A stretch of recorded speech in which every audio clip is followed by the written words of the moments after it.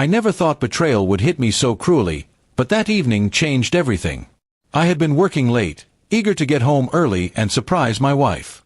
She had told me she would be spending time with friends, but something inside me made me rush home faster than usual. The house looked ordinary, the lights were on, and I thought she was alone. But what I saw inside shook me.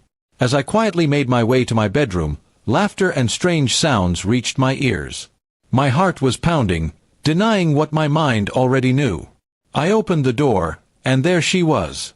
My wife, the woman I loved with everything I had, was in bed with my best friend and the other man I had once considered a brother. The sight froze me in place. 3 people entangled, their betrayal exposed. The sound of the door hitting the wall stopped them. Shock spread across their faces, but no apology came. My best friend panicked, my wife called my name, and the other man cursed under his breath. I just stood there, my world shattered in seconds. "Are you serious?" I finally screamed, my voice cracking with both anger and disbelief. "The 2 people I trusted the most? And you?" I looked at her, my wife, tears welling up in my eyes. "A few hours ago." "Was that your plan?" she stammered, reaching for me, but I pulled back. My best friend tried to talk, making excuses about being drunk, about it being his fault. But I wasn't stupid. It wasn't the first time. The silence between them, the way they avoided my gaze, it told me everything.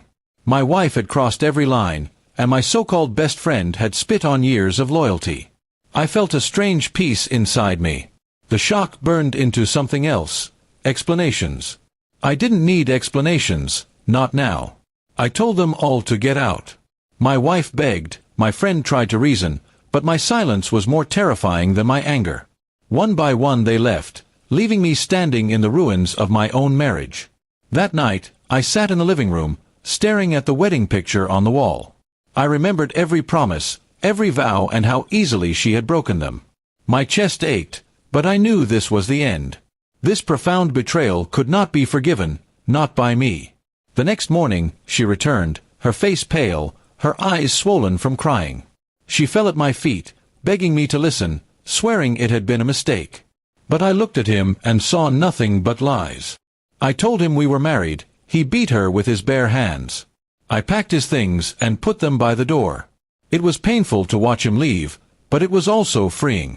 I realized I was living with someone who didn't value me, who didn't respect the love I gave him. I deserved better, and for the first time, I truly believed him.